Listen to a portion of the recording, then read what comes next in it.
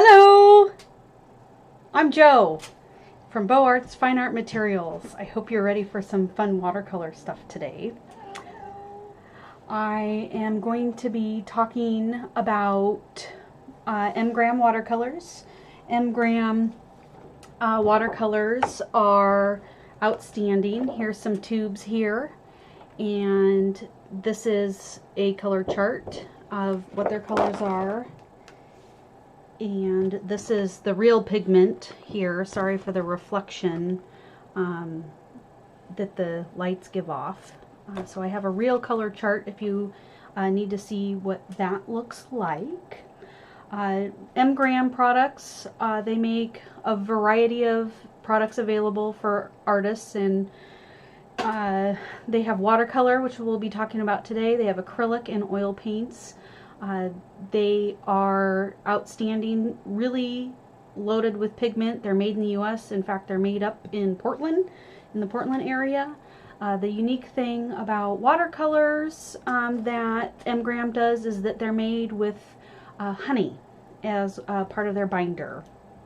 And that makes the color in the tubes not harden, and also keeps them moist. So that they're really easy to activate and get rocking and rolling right away. So that's that. So if you have questions, in the YouTube description there is a link to this document here with the color chart here and information about the product. Actually not that side, just that side, sorry. I'll try and get that side to you. So check that out, and if you want to see the real pigment example here, feel free to call me and make an appointment at my shop. BeauxArts is currently closed, but doing appointments for people as needed. I'm doing my best to make sure that everybody is safe. So I'm gonna give you a little spiel quickly. I have here phthalo blue. Here's the tube. M.Graham, talk about series number. Pigments are based or prices are based on pigment, so you'll find that there's a varying range of prices per tube.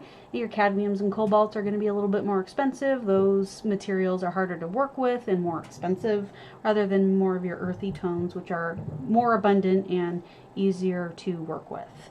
So note that when you're buying paints, that professional levels usually have a grade price point. BeauxArts features everyday discounted price of 40% off. Additionally, while supplies last, buy 3 get 1 free tube. I have the tubes behind the counter, so I can help you get hooked up with that. Also, I found that using these really neato wood panels that look like this as trays are really awesome. So that's an inexpensive, fun way to store your materials. And as you can see, this palette is pretty clean that I'm working with today. I upgraded my palette. I have a small little travel size, but I wanted something a little bit bigger, so we're going to be testing this new palette out. I've already squeezed the paints out, and they're rocking and rolling, ready to go. And I'll be kind of moving as we work, because I have a lot of materials and stuff I have to shift around, so I apologize if that's distracting, because I know it can be.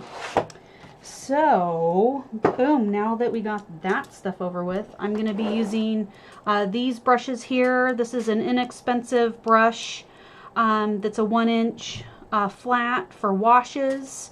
This here is a Da Vinci, see, I've used it so much, quill brush. I think this is a size 2.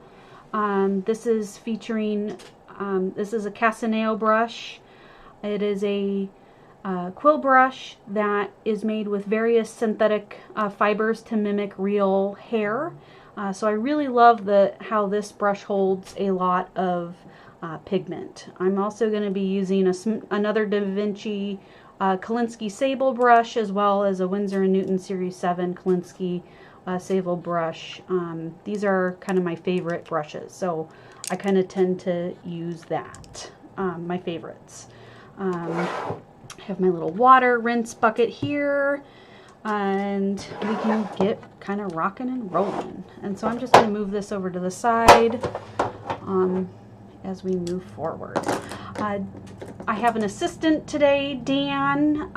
He is going to be helping with comments and questions and letting me know that you have them, so I apologize if there's a delay. And I forgot to grab another bucket of water for a large rinse, so can you please grab that off the kitchen counter, please? And we are filming from my home studio, so thank you for your flexibility. And hopefully when this COVID stuff ends, we can do more demos and more hands-on things. So I hope to do that soon. So listed in the YouTube comments, I have a really cool worksheet I created for you to work with, and I'll post this afterwards. This is my, oh, thank you very much. I got the water from the toilet. Oh, he got the water from the toilet, so that's good.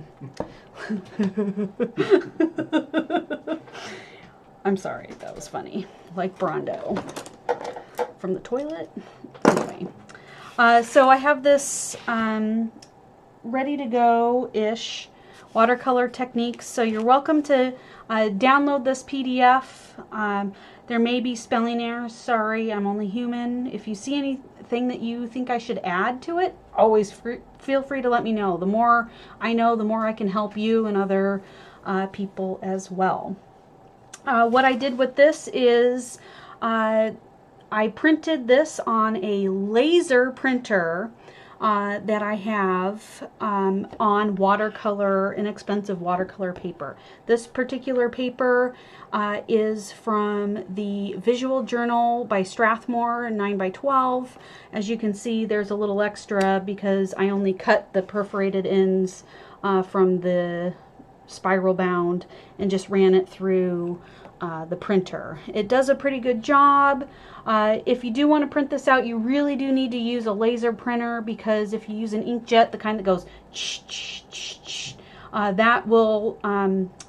that ink will get activated with water and all your stuff will smear, and that would be not cool. It could do some interesting techniques for some other projects, but for this particular thing, no good.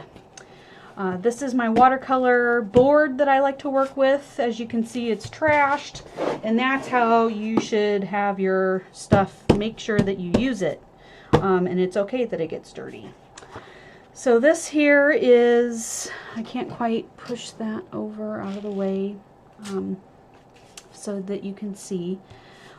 So we're gonna do a couple little demo steps to kind of walk you through watercolor.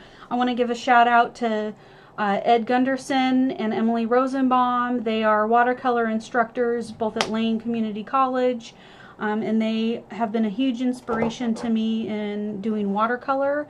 Hopefully when the COVID stuff ends too, they'll be able to continue their classes and demos and workshops as well. So, woo! And so I'm going to start using a couple basic techniques, and yes, so somebody asked if this video will be available on the YouTube channel. It will be. What I'll do is at the end of this, it will be posted, and then I'll go back in and cut the couple minutes off of the waiting for live stream, so it's a little bit easier to navigate. So you can always reference this video again, and I'll probably, and I will be, I shouldn't say probably, I will be making more watercolor demo techniques and other art related things as well. So thank you for asking. And thank you for your patience. So the document that I have is taped down with artist tape. I love this stuff. It's great. It's white. You can write on it. I've used it all my life practically.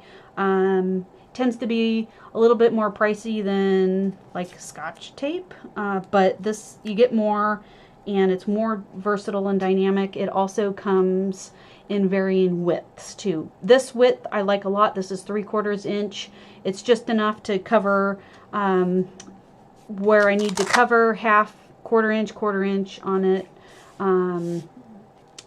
And yeah, so I use it. I have a roll in the kitchen, I have a roll at the shop, I have a roll that I always have at my desk too. So also note they tend to walk away, so do write your name in it, because I didn't do that to this fresh roll, so let's do it now.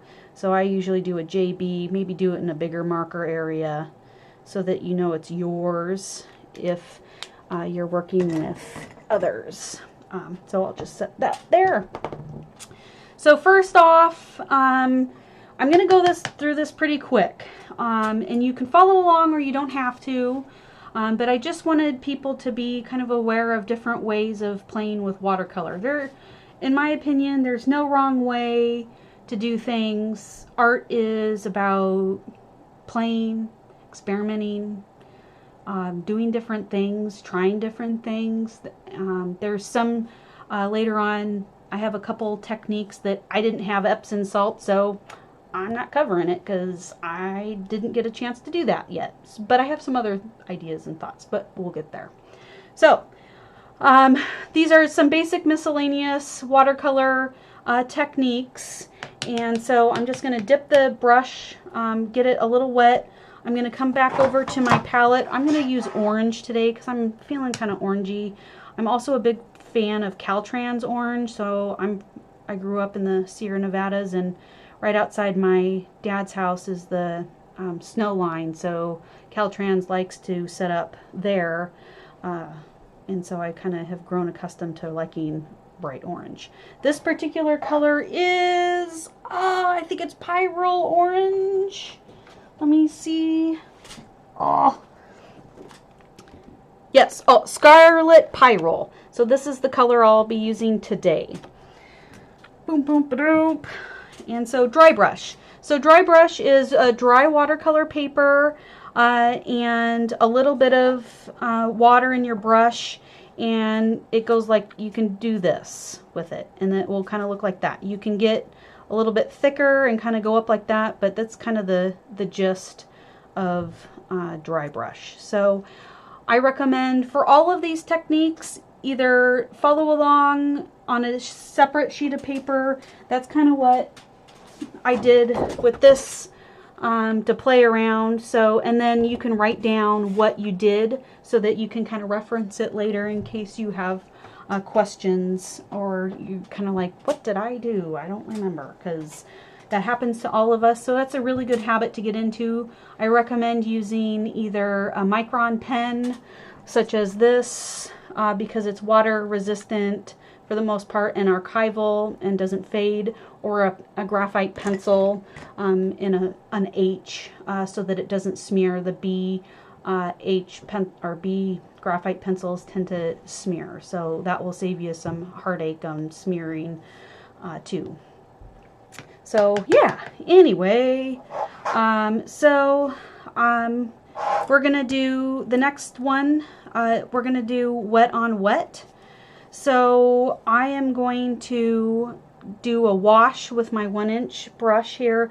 I'm just gonna get this kind of wet and get the water to kind of soak into the paper just a little bit. And I'm going to pick up and get this pretty, oops. Dan, I might need your help in refilling that water soon, but not right now. Okay. Thank you. So wet on wet, I'm getting some really nice thick wet paint here that's moving on the palette, as you can see. And then I'm just letting the pigment flow with the water. You can tilt it, and you can have it flow a little bit more. I'm going to put a kind of a heavy pigment load so you can kind of see it kind of flow down. And watercolor, the neat thing about watercolor is you can see here, I only painted water in kind of the box. And so watercolor will only go really where the paper's wet or there's moisture. So note that. That can help you do a lot of things later on down the road with your techniques. So as you can see, I went a little out of there, but see, I have a little bit of a reflection here.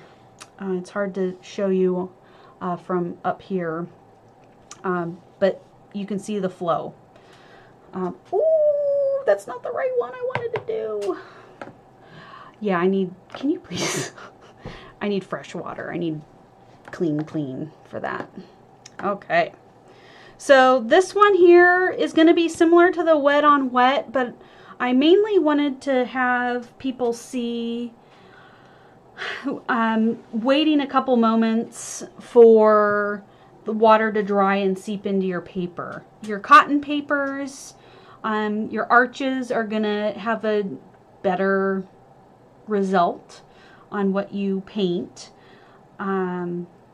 This particular paper is a wood pulp paper, so ideally your cotton paper, when you're making your final pieces and your practice pieces, are going to turn out a lot better if you use the 100% cotton. It's a little bit more, but it's well worth it. It will perform better. So if you ever get stuck and you're like, this isn't working, check your paper, check your brushes, check your pigments. Don't get frustrated. Call me or email. So I'm not sure exactly how I can really show you this without really ruining the rest of the paper. But what I'm going to do is just kind of do a little bit lighter and a touch of paper here, of water on the paper, and I put a heavier amount of water here and but then I also damped it, dabbed it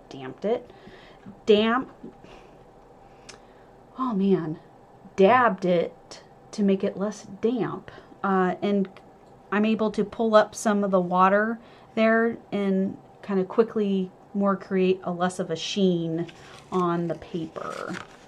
So I'm going to bring this up to you. Ooh, not sure if you see the sheen, but it's there, I promise. So I'm going to dip back into the orange, and we're just going to do a little loop-de-doop there. And then since this has a little less paper, man, I cannot talk today, a little less water. So you can see it ran with the water, and this is a little less water. So, and see how that's not running as fast because there was a little less water. So I wanted to illustrate that. And try different sheens, wait a couple minutes between, and see what happens. Watercolor is a really fun medium to play with, so do play and experiment. So I'm just going to move this to the side, boop boop a doop, and then this is the next sheet. Put this on the floor so it can dry. There we go. So yeah, next up is, and that's crooked, so we don't need to be too uptight. So is wet on wet color mixing. So I'm gonna do a little bit of red, I think, with this particular one, and yellow maybe, just because you can see how they blend. So let's clean the brush off. Maybe next time I'll have more brushes, so then I'm not cleaning brushes and I can just rock and roll. Okay, so wet on wet color mixing. We're going to add from our clean water bin over here that Dan was awesome and got. I got a little bit of pigment on this, but that's okay for right now in our purposes. Oop, some blue got on there. How'd that happen? Thank you, Brusho. Anyway, let's do the orange actually. So we're going to do wet on wet. I wet this with water. I'm going to add the pigment to it. I'm going to quickly clean this off And then let's do this pink. This is quinacridone rose down here. I'll scooch that so you can see it. A little there, and then color mixing there. So this is one of my favorite technique. Oh, I did it again in the nice clean water. See, that's what life is, being an artist, doing stupid things at the same time. But anyway, it's okay. Not a big deal, because I'm going to be mainly using the orange anyway. So you can see a little bit of color mixing there. If you're working and doing your art, you can also take another brush and kind of make it kind of blend together a little more too. But it's interesting to see what different pigments will do with each other. Ooh, this is looking really flamingo-y with that orange in there. So give it a try with different colors. I know that Ed showed me at one point the beauty of mixing with the wet on wet, the ultramarine blue and burnt sienna. There's an amazing range of colors and gray tones that you can get out of that. So experiment with what colors you have that are either jive together with the color wheel, excuse me, or don't. Because it's all a fun discovery. Okay, so wet on dry color mixing. So this is going to be similar, but we're going to be using the dry paper. So I'm going to get some water going here, and we're going to pick up some of that pink, I think. So I'm going to do it here. Boom, boom, boom. And then I'm going to rinse that off really quick, dab it. I'll pick up some of this orange, and then I'll come back through here and I'll color mix that way. So you can see the flow. I had a little more water here, so it flew into that. So that's another way of mixing your colors with a little bit more control, because the paper is dry and the watercolor won't want to whoop to other areas of your paper. Okay, and then dry on dry color mixing. So this is kind of similar to the dry brush color mixing. So I'm going to take some of that pink and kind of dab my brush a little bit and do a little bit of that. I'm going to add a little more water to it, and then I'm going to clean this off and then do another little bit of a dry brush and mix it that way.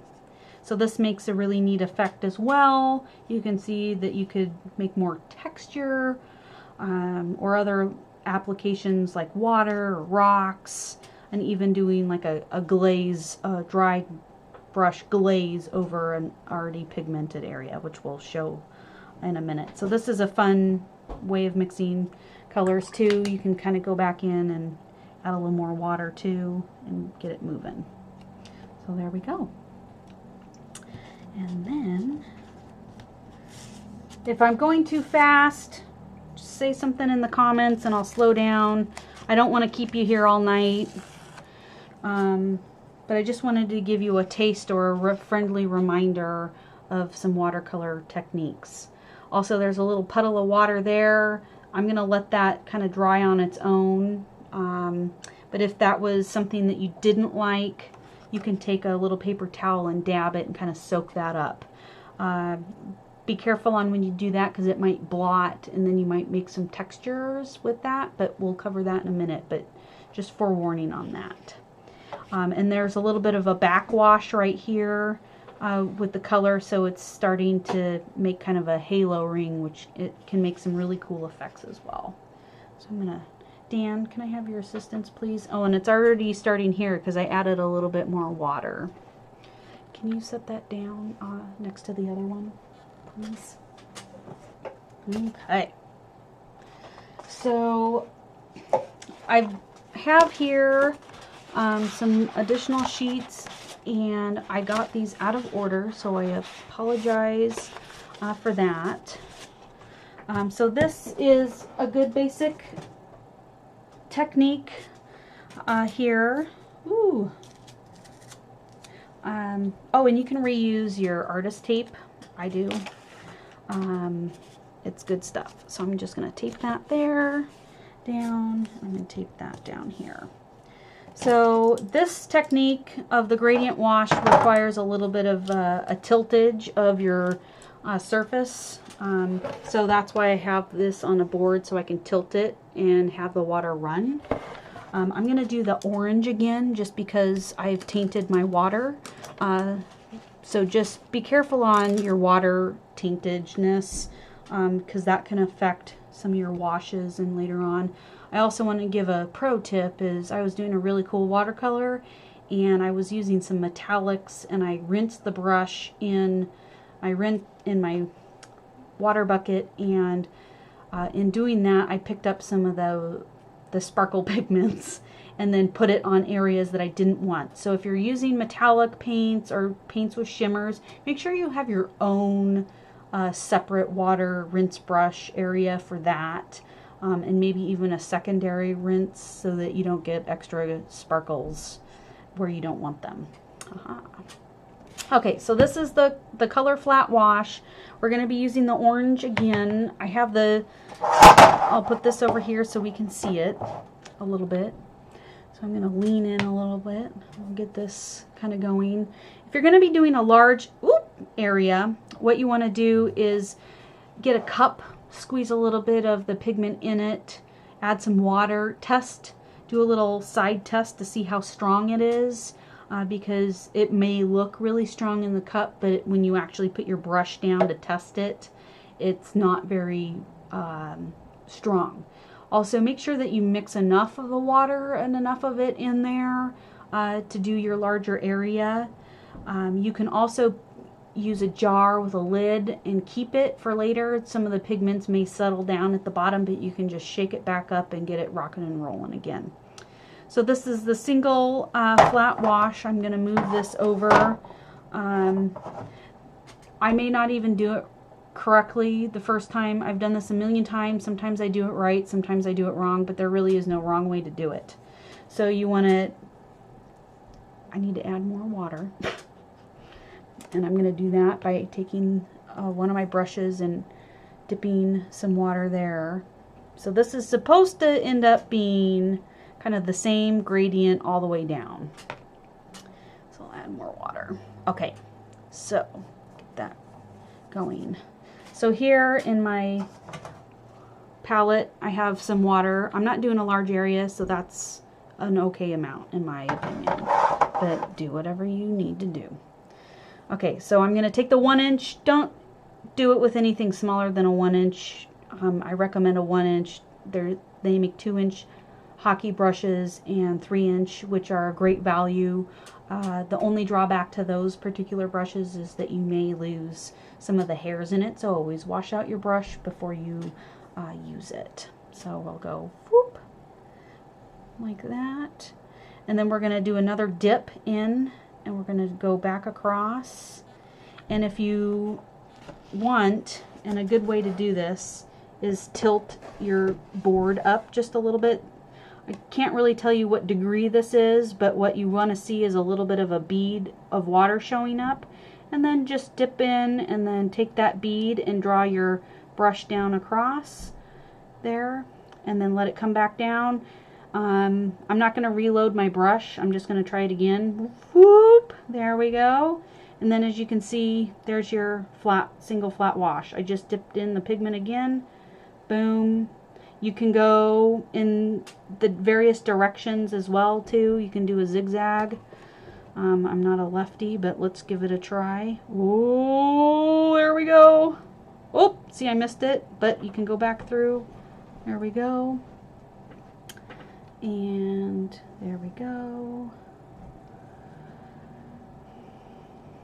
And it looks like I missed a spot there, but that's okay. So I'm just going to add some more pigment there and just make my way across. So there's your flat wash with a little bit of hiccups there, but that's okay. And then I'm going to lay this back down flat. You can even not even lift it up at the paper or your surface as much of a severe angle. You can do like an inch up, but do what you want. That's art. So I'm going to have Dan O'Man grab that. Can you keep that flat for me, please? Thank you. Okay, next sheet. Ooh. So this is a single color gradient wash. So we're going to do the same thing we just did with the single color flat wash, but we're going to add water as we go. So I'm going to take that same mixture we have here, and I have it off to the side because I need to lift the board up. So I'm going to take some of this nice big thick pigment, whatever. Okay, and we're going to do a line across. And you can do this as many times as you want with the full pigment load. It just depends on what you're working on. So I'll do maybe 3 pure original mix pigment. See the line show up there, and we'll go like this, bring that back down. And then I'm not sure what's causing this little hiccup there, but whatever, can work on it later. And then there, maybe I don't have enough water, who knows. So now I'm going to take the brush that I have loaded with that original pigment. I'm also going to dip it in my clean water bucket, and I'm going to add some clean water to it. Oops, totally messed that up right there. And then we're going to take it again and do another whoop there.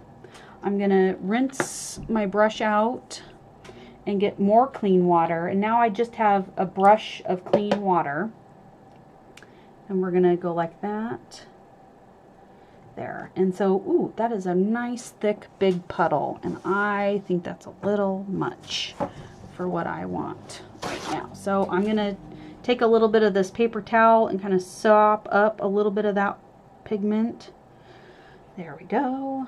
And then now we will take the clean water again, oops, dab that off, and then add another chunk of clean water, and then let that run back down, and then there we go. So there is your gradient single color wash. As you can see, there's a little bit of a halo rush down here, a little bit more, and some pigments will have more of a sediment in it, granulation, and make different types of line textures. So note that with your pigments. I'm just gonna sop up a little bit of that water there and kind of dab my brush and kind of bring it back down. So there we go. Get that wet paper towel there, set that down. So that is a single color gradient wash. And I'm going to set this back down flat. And then Dan, I'll need your assistance again. Would you mind laying that down for me? Thank you very much. Okay. So next up, we have a dual or multicolor gradient wash. So that's going to be similar to our like flat single color wash. I'll take this here for us. Boom. So let's do the orange and the yellow, or I'm digging that quinacridone rose. So hopefully you all can see. Okay, so we're going to start off with the orange. I'm going to add a little bit more water to my orange off to the side. I'm sorry you can't quite see what I'm doing. I'm adding more water. There we go. And then boop, boop, ba-doop. We're going to load up that brush, and I'm going to do one. I'm going to leave this flat for right now. This is one nice thick heavy pigmented water. I'm going to go over it twice. Boom, there we go. I'm then going to flip this up and have it run down on that little bead area. Let's kind of get that a little bit more even. So if you're going to be working in a larger area, you'll have to kind of go a little longer. So if you're doing larger areas, invest in the couple dollar under $10 hockey brush, because then you can do 3-inch chunks at a time, and then you're going to be way more happy. And I hope that the table version of me and my face cut out at the bottom is okay. So I'm going to dip this in the pure water, and I'm going to bring that pigment down. I'm going to bring that down. I'm going to kind of go over that, and then I'm going to dab, and then let's do that pink color. Get a little more water. And then we're going to do, I'm going to do this. I'm doing this wrong, I think. But I'm going to bring this into that. There we go. And then that. And then dip it in the red and have it run down. And then you can add a little more pigment at the bottom if you want. So there's kind of a granulated, a multicolor gradient wash. So we got more intense pigments there and more intense pigments at the bottom. And if I'm doing this, if I'm explaining it wrong, I'm sorry. But start with your most pigment, add a little water, or not if you wanted to do, well, this is the gradient one. The other one I think I'm going to skip. Oh, the flat wash. So this is the gradient wash where I have it more pigmented, a little less. It blends together and then more pigment. Now the flat wash we're going to do next, and I'll show you that. So I got myself confused a little bit, so I apologize. Dun, da, da, da, da. Oop, this tape's sticking together. Let's get that undone. Okay, and there's a little bit of a halo thing because I did things weird. So, because I like to do weird things. Okay, there we go. Dan, do you mind putting that over there for me, please? Thank you. Okay, so here's the multicolor flat wash where we'll use kind of the same pigment amount as we go down. So I'm going to start with the pink this time, load up more of that, the quinacridone rose. And what I really like about the M.Graham paints is that they stay moist and ready to go really easily, and they're not chalky like lesser quality pigment watercolors. So here's the pink, and I'm going to do the pink at the bottom. I need a little more water. Scoop that down. And I'm going to kind of do this backwards. And then here's backwards again. And this is the same pigment. Same pigment.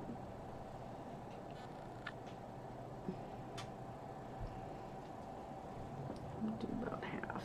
And you can do your gradient multicolor or your flat multicolor pigment any way you want. And then I'm going to take this and clean that off. And then I'm going to go back into the orange, and we're going to go kind of this way. It looks like I didn't add quite enough water in the quinacridone rose, but that's okay. So now I'm going to go back the other direction, tilt it the other way, and add a little more. And then you can see that bead of water. See, that one has better amount of water. So you do need a little bit of water to do this. And then I'm just going to kind of overlap a little bit and have it blend into each other. And maybe grab another little bit of the pink and kind of get rid of that demarcation line, because I clearly did not have that quinacridone rose wet enough. So there we go. And I'm just going to do, this is clear water with a little bit more pigment, and then I'm just going to go back down without tilting it like that. Ta-da! So there's kind of a gradient there, and we can go back up in there. And then you can see they blend with a flat wash with the same amount of pigment concentration.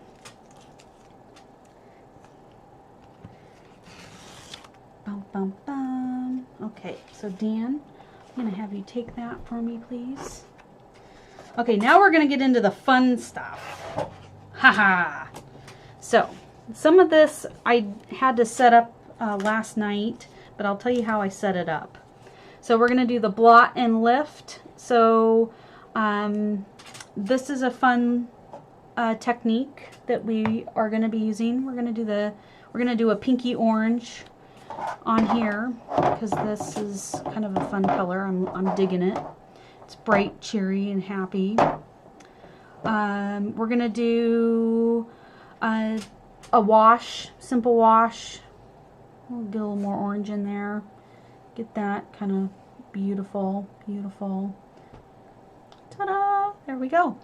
So with the blot, tilt and lift, blot and lift, is that you have your pigment here, and it's pretty soppy, wet. That's okay. But what you're gonna do is take your paper towel, doop boop ba doop, rip it off. I also recommend sea sponges as well, because those will create a really neat texture too. But sometimes I like just blotting and wadding up a paper towel. So this is great for cloud making. See, look, there's a little summer cloud right there, thunder clouds. And then you can kind of take the wet part that you have and add a little more in to it too. You can be more severe and really push it down and soak up as much as possible if you need. So that this is a great technique for fixing mistakes. Oopsie daisies. Take that paper towel and soak it up. Another thing to remember is when you're doing these blot and lifts to rotate your sponge or your paper towel, because if you don't, you may get patterns, which might really not be conducive to what you're working on. So move it around.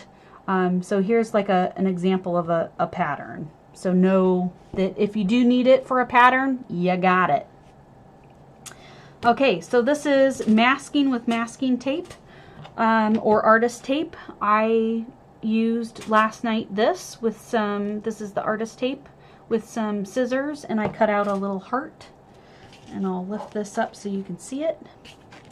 I cut out some shapes here, and so we're going to use that as a way to mask your area. So if you have a area that you want to mask off, you can cut out with scissors or tear the artist tape, because it will come off really without ruining your paper. Don't leave it on for too long, because sometimes the tackiness, depending on the brand of whatever paper, might be too much. I know that I made a mistake with some blot and lift techniques with a watercolor that I had all ready to go, and I needed to just pat a little bit of dirt off. And I used the blue painter's tape just because it was available and somebody had it, and I totally ripped the paper off. And that was not cool. And that was 25%, that particular piece was 25% cotton, the rest wood pulp. So boo-hoo, that was a big bummer. Okay, so what I'm going to do is just paint over like this. Just do a simple wash over. Boop, boop, boop. And then you can see here that was left with the tape. So we're going to wait a minute for this area to dry before we remove the tape. You can, I would let it air dry, because if you use a hair dryer, it may bake the glue adhesive into your paper and be harder to remove. So note that. So I'm going to let that kind of dry, and I'll let that I'll wipe it off, blot off the tape with a little paper towel. So I'm going to go back through. This is wax pastel or resist. Last night I prepped this using a couple materials. I used a Polychromos white pencil. and wrote polychromos on there, so I used that to make a resist. I also used a white, this is new on the market, Posca Pastel on the paper. They do make a clear wax crayon that you can use as a resist.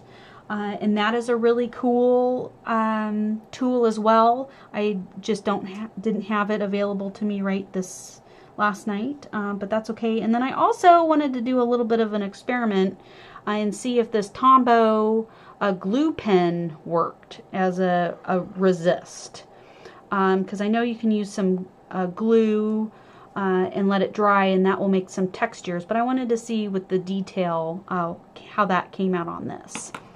So I'm going to dip into the paint, and we're just going to do another little wash over this like we had done before.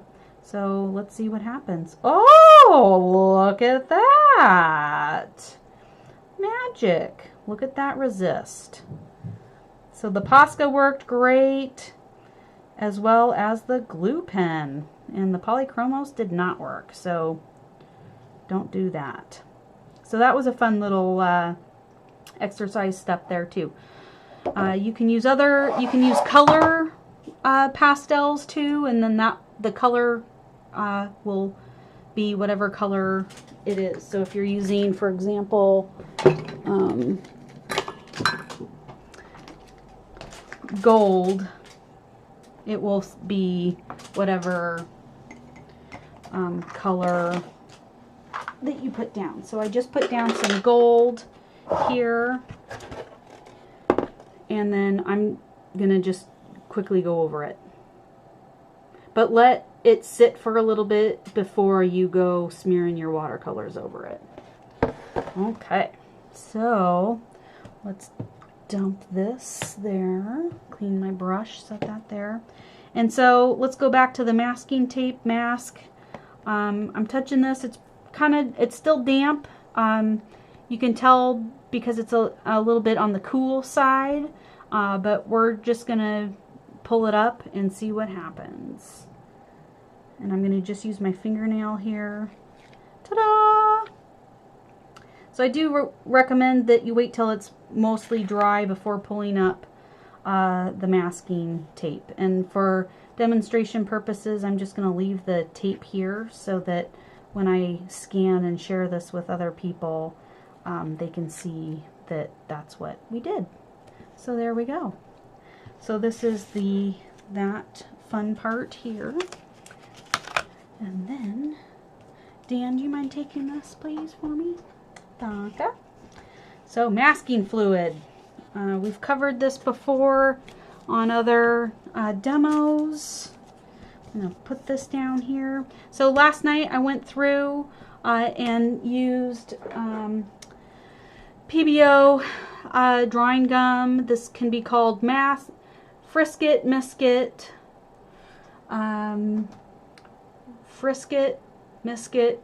drawing gum. Some people call it PBO, but that's the brand name. Oh, drawing gum, a whole bunch of different names. It comes in different colors. It comes also in a permanent version too. Winsor & Newton makes a permanent one that's kind of the color of your paper, so that kind of works more like a resist that you just leave it on the paper. So with the masking fluid, this is an older bottle, which I probably should replace because it starts to get kind of dried out and kind of gooky. So I applied this with a brush. There's other instruments that you can use to apply and make fine lines. PBO makes a pen version of this, which is really neat, that lays a little thin line of drawing gum down. With drawing gum, you don't want to shake like this. It creates air bubbles, but I'm not going to be using it, so it's okay that I did that. Because sometimes the air bubbles may allow water to go up underneath, and that would not be cool. Typically, drawing gum will kind of turn a little darker to indicate that it's dry. Also, like I said, different companies make them in different colors. Winsor & Newton, their drawing gum, the removable drawing gum is a yellow hue. and this PBO happens to be a blue-gray hue. So, and it dried a little darker than it was originally. So if you can see right in there, it's a light blue, and then down here it's a darker blue. So I've let this dry overnight. You don't want to leave drying gum on your paper for an extended period of time because it may not want to come off, and that would not be cool. You also do need a rubber cement pickup. This is a couple bucks. I put a little star on there to indicate that it's mine, so if you're ever in a class, these tend to walk away, which is kind of a bummer. So put a little note on it. I don't think they purposely walk away, but they inadvertently walk away. I've gone through about 10 of them in my lifetime. So that's unfortunate. So what you're going to want to do is sketch out your watercolor, draw it in with the masking fluid. Do not use a hairbrush or a hair dryer to expedite the drying on this. It will bake into the paper. Ask me how I know. Boo-hoo. So know that. Boop-boop-a-doop. So I'm just going to do a quick little kind of brush over like we had done before. I don't really want to use a lot of water for this because I want this to dry kind of fast so that I can show you how it comes off. So I'm just going to do a light wash over this, dry brush wash, just to get the effect. So boom. So I'm going to let that dry for a minute, and then we're going to come back to this so that I can continue showing you that part of the demo. So I'm going to just set that right there. Okay. Oh, now we've come to the fun part. Okay. So this is textures. Oh, I totally missed the whole chunk of stuff. Anyway. So this is a fun one that will go pretty quick. Ooh, it's exciting. You can create different kind of looks and textures using different types of materials. I prepped this last night so that it would dry and I could show you what happens. So we're going to talk about the textures with salt. So what I did is I did a wash earlier. I had it still a little wet, and then I sprinkled this top layer is real salt from Salt Lake City. I got this at the airport. And I paid way too much for it. However, you can get it locally at Fred Meyer's for half the price, which I did not know when I bought it, but that's okay. Go Salt Lake City. So this is a nice salt for your food, and it did, I think, a pretty good job of making some really neat looking crystal textures. So I don't have traditional table salt, so I didn't try that, but please try it at home. So, and also try different salts. This is a cypress flake salt. This is a gourmet salt from my hometown next store, Grass Valley. I hope they're still in business. They have amazing products there, but this is a really neat salt that makes kind of a pyramid effect. You can see the pyramid salt right here. I'm going to pick that up so you can see that texture. See, look at that. I'm not going to eat it because it has paint in it, and don't do that. That's not good. So I'm just going to throw it on the floor and vacuum it up later. I also have this Hawaiian lava black salt from the same location. This is a salt. I wanted to see what would happen. I believe the lava salt has some activated charcoal that can be consumed by humans mixed in with the salt. But I wanted to see, since it had a color to it, a deep color, what would happen with that. So that did a pretty good job here. Particularly, I added a little extra water to it when I was letting it dry. So I'm not sure if you can totally see, but it did a cool thing. And so what I want to do with you is just kind of wipe it off and see kind of what happens with it. There we go. So at the end, when it's dry, you can kind of peel it off and get it off your painting. So there's that.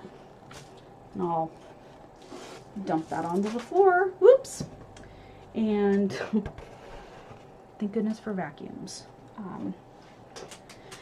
And then next up, I did a little experimentation with some textures created with plastics. So here I did, this is press and seal. I did the same thing, did a wash and then pushed this down. Press and seal has a little bit of a lizard texture to it. And I did the more sticky side down, and it looked like it made a really neat texture there. So I'll give that a thumbs up. I did not use your traditional saran wrap or plastic wrap that you get at the store, because I don't have that. I have the press and seal. So try different things. I did have some tin foil. So I tried the tin foil right here. It fell off when I was scraping the salt off, but that made an interesting texture. So note that. And then this here is some plastic wrap that was wrapping product up, but it was kind of thin enough that it had it could be crinkled but not, and so that made a really nice texture too. What I've seen from the results of saran wrap, the plastic wrap, is really unique and nice, so I do recommend giving that a try. And then I'm gonna tape these to my sheet example so that people know what I did for those particular wraps and where they went. So maybe I'll fix that later. So I'm just gonna tape that right there for now. Okay, so people have been using rubbing alcohol stuff too. I don't recommend the salt and the rubbing alcohol for archivability, but you can have fun. So I did 99, so I got this wet. I did 99% isopropyl rubbing alcohol. I also did 70% isopropyl rubbing alcohol too. The 70% I think did a nicer job, and it was more on top of it. But I also wanted to try with you today a little experiment with a spray, and also using it as after it dries to see what happens. So Dan, do you mind grabbing me a Q-tip real quick, please? 2 of them. So I'm going to do a little spritz on the corner, and I'm going to use my hand to block. And it didn't really, this is 99, didn't really do anything, so whatever. So I'm going to try the paper dry. I'm going to dip the Q-tip into the 99%, give a little dab off, and then write 99. So looks like you need to use it while your paper is wet and not dry. So good to know. That's why we experiment, because I didn't know either. Okay, so move those off, and ta-da! Okay, so we got that. Put that over here. Boop. And this is some another texture with rice. I did the same thing as the salt and the plastic wrap situation earlier. Wash, sprinkled the salt on, and then let it dry overnight. I'm gonna wipe that off, and that made some unique little textures there too. Don't eat that rice. Throw it out. I did not have Epsom salts, but that I've seen what other people have done with it, and it does similar to what the salt did, but a little bit more bigger starbursts, because those chunks are a little bit bigger. We're gonna do a little bit of splatter paint. I'm gonna use a old toothbrush. I'm gonna dip it into the paint here,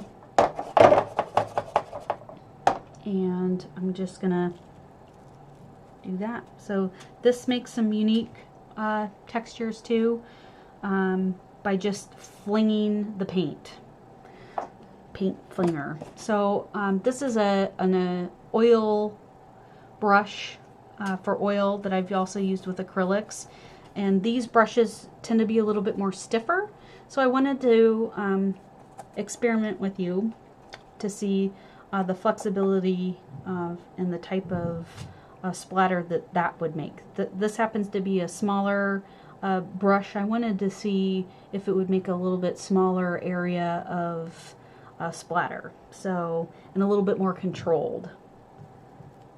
And it makes very tiny sprays, which is quite beautiful. So very delicate. So if you wanted to give that a try, do it. Why not?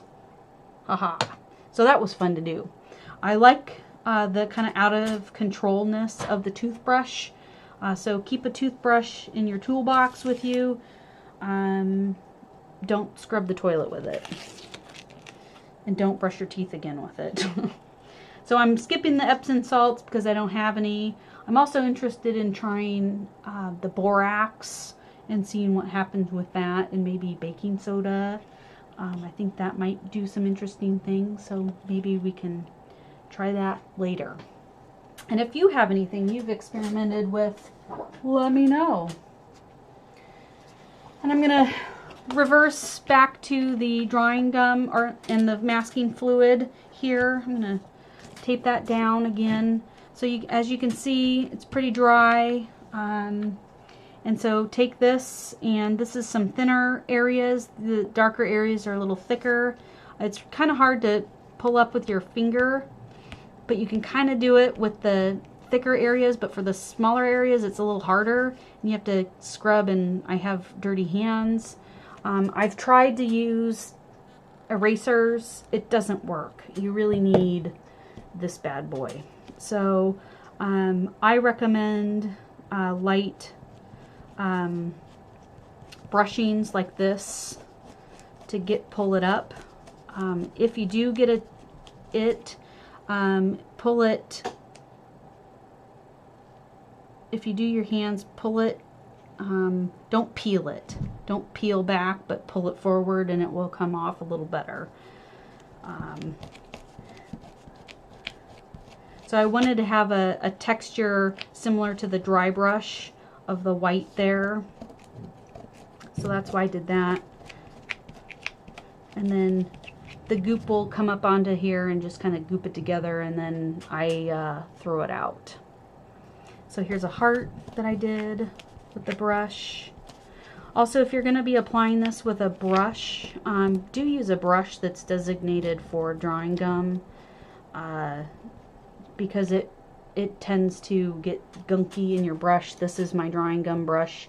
It's hard. I've used it in drawing gum. It helps keep a point for me if I want to do little detail areas. You can dip it in a little bit of soap, but I don't, and then clean it immediately. And then do. So kind of erase it like this.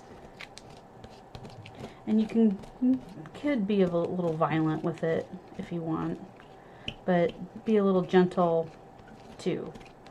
And pick all this up, and voila, there you go. So you can do another color over it, and that color will pop up. Let's just do a little quick experiment of like a little bit of a glaze tonight. So I'm going to do a little bit of the yellow over it, and then you'll see kind of the color mix glaze that happens. Ta-da! And you can do a whole bunch of cool stuff with that. I've seen some really neat pouring of watercolor, and they've done like 50 layers of drawing gum, and as you pour the water over it in different areas, things get darker or the lighter depending on where they had the drawing gum. It's pretty crazy. Very time consuming. Okay, so that's the revisiting the drawing gum after we took a peek at getting it, doing the wash and going from there, because I wanted you to see it with without pigment on it. Okay, and so this over here was supposed to be a little earlier in the lesson. So glazing is going to be like this. You need to let it dry first. Use a hair dryer to expedite that, and then do your color over it. So since I showed you here, I'm not going to redo it here. Dry on wet color mixing. This was supposed to be in the color mixing and then going into the different fun mediums to play with. So this particular one is using a brush, so I don't have too much clean water left, but I'm going to put down a wet color. Let's get a little more of this pink. Boom. Wow, that's gorgeous. So vivid. And then I'm going to take the yellow, some yellow that we did, and this is going to be on the dry brush kind of side, not too heavy pigment load in your brush, but a lot of pigment here, and having it wet, and then go in and color mix that. The neat thing, you can see here that the water wanted to equalize, so the heavier amount of water went into the less amount of water, so you get some really neat pull of color effect. And then there we go. So let's do that. There. Ta-da! And let's get a little more yellow. There we go. Ta-da! Gorgeous. So that's that. And the glazing, once again, is what I just did with the drawing gum. But what I'll do is I'll get it started for when I send this over to you guys to see the final one. I'll be scanning these in and sharing those. So I'm just going to do a line of color here. And it doesn't really work with it being wet and wet. So I'll do a wet and wet glaze. And then I'll do the dry and then the wet again so we can see it for later. So there's some of the pink. That's beautiful. It's a light color. I'm going to rinse my brush out a little bit. And this is actually good that this happened. So I'm going to add a little yellow to the paper. And I'm just going to do this. Boom. So that will allow kind of a wet on wet mix. And then I'll wait until this area dries here. And then I'll do another scrape over. And then it will be more like that. Okay. So that part is done here. Okay, scraping. This is something I'm fond of. I've had this since college. This is X-Acto knives. These you should have in your toolbox, your art toolbox, all the time. So I'll scooch this up and show you. It's some of the scraping technique here. So I'm having the sharp blade down, and I'm just ripping the paper. That's essentially what it is. It's just scraping the paper. I'm holding it like this to give me a little bit more control and balance, and so that I don't like cut the paper, because I don't want to cut the paper. I just want to scrape it and make lines. And you can kind of go back in like a pencil and hold it like a pencil and scrape. And it will kind of depend on the marks will depend on the sharpness of your blade, the shape of the blade potentially, and the pressure you push and the type of paper. So this is just dry paper. I did this last night, and I'm just kind of scraping it as I go. So this can also create texture too on your work too. Great for rocks or waves, foliage if you wanted, but that works. You could use a sanded eraser to kind of get some scraping marks in there too. I don't know where my sanded eraser is, so I'm not going to demo that right now. But that's just using the X-Acto knife. Don't use a blade by itself. Make sure you have a handle, because that's not good. You could use scissors if you want, but I feel like it's not as good because you can't quite get that same grip as an X-Acto knife. So there's scissors for you. But I don't like it. It's too fumbly. So, but experiment. Do what you can with what you got. And then, yeah. So now we've ended the demo. Have fun with watercolor. Watercolor is fun. Like I said earlier, if you have trouble, stop, take a time out for a minute, think about what you're working on, and check your pigments, check your brush, your paper. If you get stuck, let me know. I'm here to help. There's no shame in asking questions. And some people can be more technical with watercolor than others. I'm not a technical person. I like to just play and see what happens. And then maybe do some more scientific digging if necessary, but give it a try. If you are planning to enter any of your watercolor work into a watercolor society or watercolor specific show, do always check the guidelines and the requirements for those. Sometimes they don't allow certain techniques to be included, so it depends on the show and the type of thing you're doing. And have fun. Happy arting. Let me know if you have questions. Making art is something that we all can do, whether it's visual arts, performing arts, music, you name it, culinary. So yeah. So I'm gonna sign off for now. BeauxArts is closed, so if you do happen to need something, just give me a jingle or an email and we can schedule in a time for you.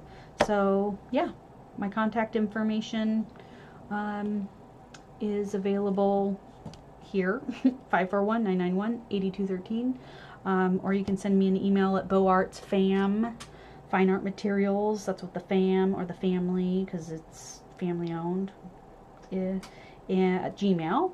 And yeah, so stay healthy, stay happy, keep creating, encourage others to create too. So mwah, have fun.